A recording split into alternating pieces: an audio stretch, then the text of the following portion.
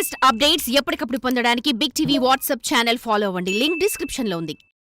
అధికారంలో ఉన్నప్పుడు బూతులు తిట్టారు, ఇప్పుడేమో నీతులు చెప్తున్నారు. రాజకీయ కక్షలతో ఇంట్లో ఆడవాళ్ల మీద కూడా కేసులు పెడుతున్నారని గగ్గోలు పెడుతున్నారు. ప్రస్తుతం వైసీపీ నేతల వ్యవహార తీరుది.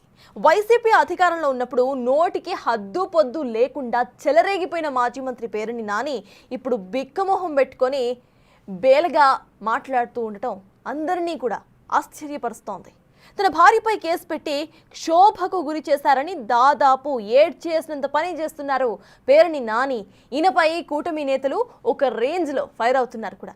కోట్ల రూపాయల రేషన్ బియ్యం మాయం కేసులో ఇరుక్కొని ఇప్పుడేమో భార్య నెపంతో ఆయన కాళ్ల బేరానికి వచ్చినట్లుగా మాట్లాడుతూ ఉండటంపై కూటమి శ్రేణులు తెగ సెటాలు విసురుతున్నారు. నేను అత్యంత ప్రేమించేటువంటి, దేవుళ్ళ కంటే మిన్నగా ప్రేమించేటువంటి, చనిపోయి మరణించినటువంటి నాకు జన్మనిచ్చిన తల్లి మీద ప్రమాణం చేసి నేను చెప్తున్నాను.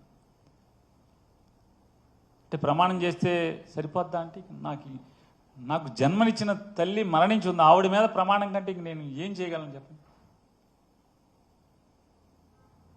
దీంట్లో నా భార్యకి కానీ నాకు కానీ ఏ పాపం లేదు అని కూడా ప్రజలకు చెప్పుకుంటున్నాను. నేను రాజకీయ నాయకులకు చెప్పట్లేదు, ప్రజలకు చెప్పుకుంటున్నాను. ఖచ్చితంగా ఇవాళ కాకపోతే ఎప్పటికైనా సరే నిజం తేట తెల్లమవుతుంది, ఎక్కడికి పోదది. 4 రోజులు ఆలస్యమైనా కూడా అబద్ధం 6 మైళ్ళు పరిగెత్తిన తర్వాత నిజం మెల్లగా బయలుదేరుతుంది నా సామెతం. ఖచ్చితంగా నిజం వస్తుంది. నేనైతే ఏ పాపం ఒడిగట్టలేదు, నా భార్య ఇందులో ఏ పాపం తెలీదు. అమాయకురాలని ఈ రకంగా నా మీద కక్షతో ఆమెని చిత్రవద చేయటం చూశారుగా. మాజీ మంత్రి పేర్ని నాని వాయిస్ ఎలా మారిపోయిందో. చనిపోయిన అమ్మ మీద ఒట్టేసి తానేం తప్పు చేయలేదని బిక్కముఖం పెట్టి చెప్తున్నారు. అమాయకురాలైన తన భార్యపై అన్యాయంగా కేసు పెట్టి వేధిస్తున్నారని గగ్గోలు పెడుతున్నారు. అప్పట్లో ఇదే మాజీ మంత్రి గారు ప్రస్తుత ముఖ్యమంత్రి చంద్రబాబు, పవన్ కళ్యాణ్లపై ఏ స్థాయిలో విరుచుకుపడ్డారో వేరే చెప్పనవసరం లేదు. ఇప్పుడు మాత్రం నైతిక విలువలు, మహిళలు అంటూ తెగ సెంటిమెంటు రగిలించే ప్రయత్నం చేస్తున్నారు. మీరు ఒకటే వాళ్ళు నిర్ణయించుకోవాల్సింది ఉంది. మీ భార్యకి బెయిల్ ముఖ్యమా, నీ రాజకీయ శీలం కాపాడుకోవడం ముఖ్యమా అనేది నువ్వు డిసైడ్ చేసుకోమని చెప్పని లీడర్లు గట్టిగా నాతో చెప్పిన దాని మీద 30 ఏళ్లుగా నన్ను నమ్ముకుని నా ఇంటికి అడుగుపెట్టినటువంటి నా ఇంటి ఇల్లాలకి ఆవిడ ఏ రోజు రాజకీయాల్లోకి తొంగి కూడా చూడనటువంటి, దేవుడు పూజలు తప్పితే మరొక వ్యాపకం కూడా లేనటువంటి ఆవిడ మీద నన్ను చేసుకున్న పాపానికి ఎంత ఆవిడ వ్యక్తిత్వాన్ని, నిజంగా అదృష్టం ఆవిడ ఆత్మహత్య చేసుకోకుండా మిగిలి ఉంటాం. ఎంత నీచంగా ఆవిడ క్యారెక్టర్ని అసాసిన్ చేస్తూ నేను ఇవాళ ప్రెస్ మీట్ పెట్టానంటే రాత్రికో పొద్దున్నే టీడీపీ జనసేన అఫీషియల్ వాళ్ళ తరపున వకాల్తా పుచ్చుకుని మాట్లాడే యూట్యూబర్స్ ఎంత అసభ్య పదజాలంతో, ఎంత అసహ్యంగా ఆవిడ గురించి పోస్టులు పెట్టేవాళ్ళు అంటే రాజకీయాల్లోకి వచ్చాక ఇంత అసహ్యంగా దిగజారిన పరిస్థితులు.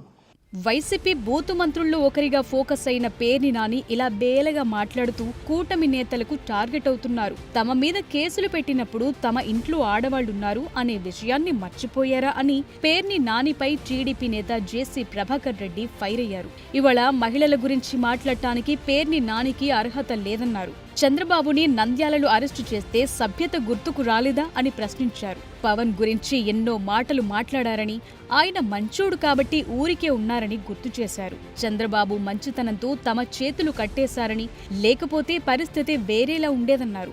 వైసీపీ అధికారంలో ఉన్న 5 ఏళ్లు తమను బయటకు రానివ్వలేదని, చంద్రబాబు దేవుడు కాబట్టి ఇవాళ వైసీపీ వాళ్లు బయటకొస్తున్నారని పేర్కొన్నారు.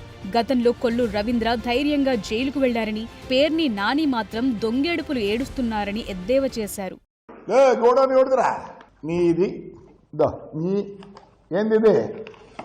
ఎలక్షన్లో ఆవిడ పెట్టి నాయన పేర్ని నాయన గారు ఇద్దో చూసుకో, ఇద్దో ఎవరు పెడుతుంది చూసుకొని ఆయన కనపడుతుందో జయసుధా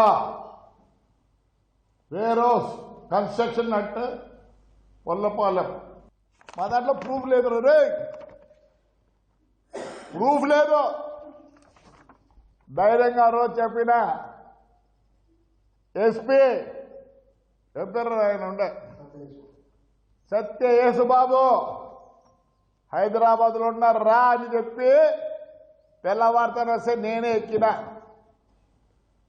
నువ్వు తప్పు చేయకపోతే ఎక్కువ ఏంటి ఇలా కన్నీళ్ళు పెడతావు? నీకైనా పిల్లలు ఉండేది, ఆడవాళ్ళు అంటారు. నేనంటే కొట్టింది కొట్టింది ఏమంటే చంద్రబాబు నాయుడు మరి ఏమన్నా నాకు అర్థం కాదు. చంద్రబాబు నాయుడు ఆ మంచితనంతో మేము అందుకే బయటికి వస్తారు 5 ఏళ్ళకే. చంద్రబాబు నాయుడు లేకపోతే ఏడుంది మీరందరూ.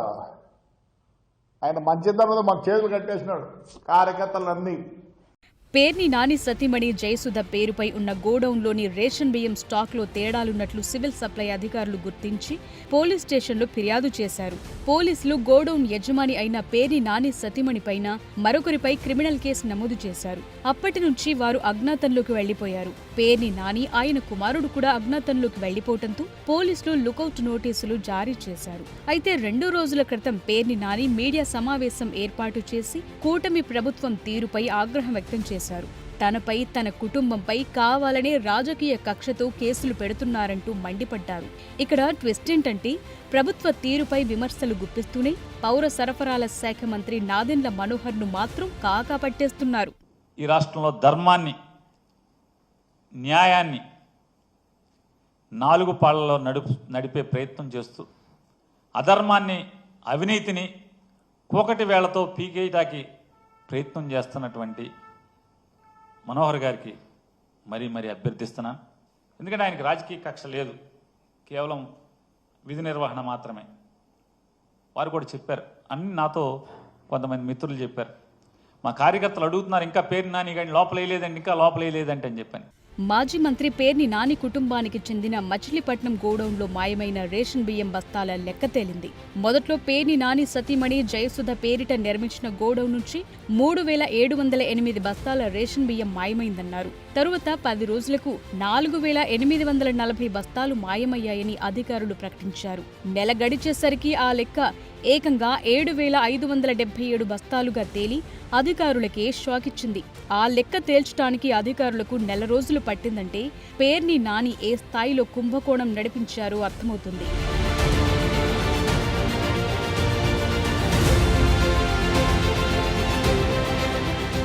తమ గోడౌన్లో ఉంచిన రేషన్ బియ్యం తగ్గాయి అని మాజీ మంత్రి పేర్ని నాని ఫ్యామిలీనే సివిల్ సప్లైస్ అధికారులకు లేఖ రాసిందే. మాయమైన బియ్యం ఎంతో సరిగ్గా లెక్కగట్టడానికి అధికారులకు నెల రోజుల టైం పట్టింది. ఈ నెల 10న పోలీసులు కేసు నమోదు చేస్తే ఇంతవరకు ఆ కేసులో ఒక్కరు కూడా అరెస్ట్ కాలేదు. పేర్ని నాని కుటుంబ సభ్యులు బెయిల్ కోసం పిటిషన్లు వేస్తూ కాలక్షేపం చేస్తున్నారు. పేర్ని నాని మధ్యలో బయటకొచ్చి గెస్ట్ అపియరెన్స్ ఇచ్చి వెళ్తున్న అధికారులు మాత్రం ఎలాంటి చర్యలు తీసుకోకపోవడం ఇప్పుడు విమర్శలకు దారితీస్తోంది. ఆ క్రమంలో ఆయన సతీమణికి ముందస్తు బెయిల్ లభించడం ఇప్పుడు చర్చనీయాంశంగా మారింది.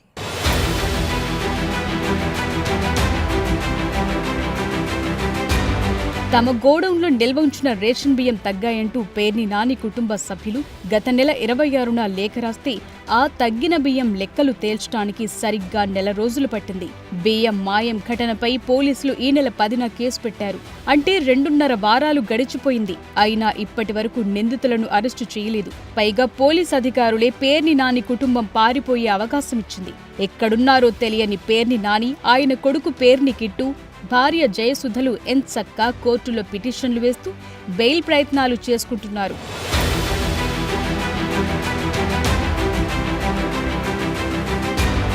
గత ప్రభుత్వంలో తమను వెంటాడి వేధించిన మాజీ పేర్ని నాని కుటుంబ అక్రమాలు బయటపడినా మచిలీపట్నం ఎమ్మెల్యే మంత్రి కొల్లు రవీంద్ర, ఉమ్మడి కృష్ణా జిల్లా ప్రజా ప్రతినిధులు వ్యవహరిస్తున్న తీరుపైన కూటమి కార్యకర్తలు అసంతృప్తి వ్యక్తం చేస్తున్నారు. కాకినాడ పోర్టులో రేషన్ బియ్యం దందాపై పవన్ కళ్యాణ్ సీరియస్ అయిన ఘటన మరచిపోకముందే తమ గోడౌన్లో 187 టన్నుల బియ్యం తగ్గాయని, అందుకు సంబంధించిన లెక్కలెంతో చెప్తే చెల్లిస్తామని గోడౌన్ యజమాని పేర్ని నాని భార్య పేర్ని జయసుధ కృష్ణా జిల్లా జేసీ గీతాంజలి శర్మకు లేఖ రాసి పెనాల్టీ చెల్లించారు. 2 విడతలుగా 1,70,00,000 రూపాయలు పెనాల్టీ చెల్లించిన పేర్ని నాని కుటుంబం చేసిన తప్పును ఒప్పుకున్నట్లయింది.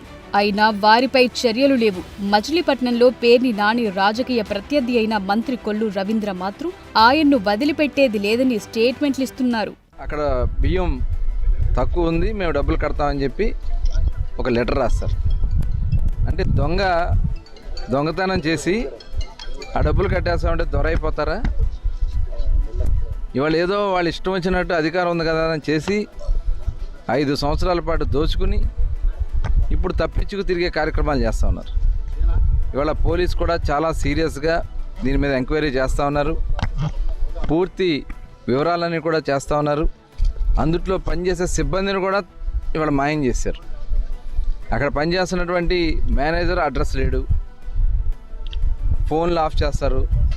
మళ్ళీ వాళ్ళని కాపాడే ప్రయత్నం, వాళ్ళ సమాచారం ఇవ్వండి అని చెప్పి బంధువులు తీసుకొస్తే వాళ్ళని బెదిరించి తీసుకెళ్ళిపోయే పరిస్థితి పోలీసుని.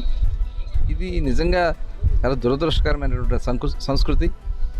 ఇవాళ అనేక మంది ఇందులో ఇన్వాల్వ్ అయినారు. మేము చాలా క్లియర్గా చెప్పాము మొట్టమొదటి. పోలీసుల నోటీసులపై పేర్ని నాని ఇప్పుడు బయటకొచ్చి మాట్లాడుతున్నారు.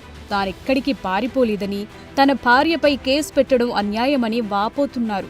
పోలీసులు ఆయన ఇంటికి నోటీసులు అంటించినప్పుడే పేర్ని నాని తన నివాసంలో ప్రత్యక్షమవ్వటం చర్చనీయాంశంగా మారింది. పెనాల్టీ కట్టేయటంతో ఇక కేసు నుంచి బయటపడొచ్చన్న ధీమాతోనే ఆయన బయటకొచ్చారన్న అభిప్రాయం వ్యక్తమైంది. అయితే పేర్ని నానిని వదిలిపెట్టమంటున్న మంత్రి కొల్లు రవీంద్ర మంత్రిగా ఉండి కూడా ఆయన బయటకొచ్చినప్పుడు అరెస్టు చేయించకపోవటం విమర్శల పాలవుతోంది.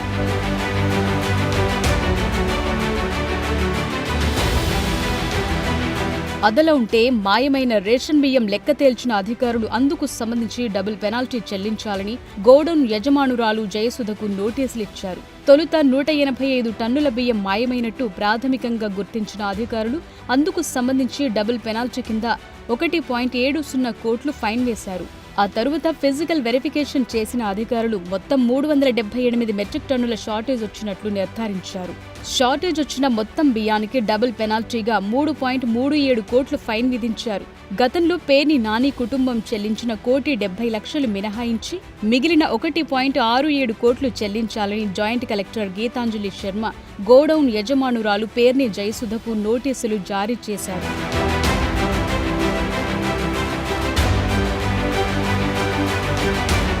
గోదాంలో తగ్గిన రేషన్ బియ్యానికి 1.78 కోట్లు కట్టాలని సివిల్ సప్లై అధికారులు నోటీసులిచ్చారు. ఆ డబ్బును చెల్లించాం, అయినా నా భార్యపై క్రిమినల్ కేసులు పెట్టారంటూ ఆవేదన వ్యక్తం చేస్తున్న పేర్ని నాని తాజాగా కృష్ణా జిల్లా జాయింట్ కలెక్టర్ ఇచ్చిన నోటీసును రద్దు చేయాలని హైకోర్టులో పిటిషన్ దాఖలు చేశారు. ఇంట్లో ఆడవాళ్ల జోలికెందుకొస్తారు? రాజకీయ కక్ష ఉంటే నన్ను, నా కొడుకును అరెస్టు చేయండి అంటూ పేర్ని నాని వ్యాఖ్యలపై పవన్ కళ్యాణ్ తాజాగా స్పందించారు. బియ్యం మాయమైందే నిజమే కదా, డబ్బులు కట్టాం, కేసులెందుకు పెట్టారు అంటే ఎలా కుదురుతుంది అంటూ పవన్ కౌంటర్ ఇచ్చారు.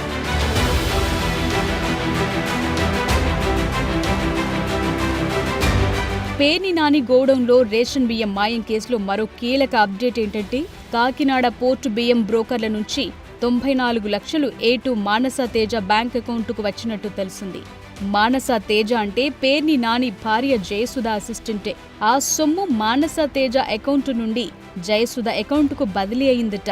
మరి దీని మీద పేర్ని నాని ఏం వివరణ ఇస్తారో చూడాలి.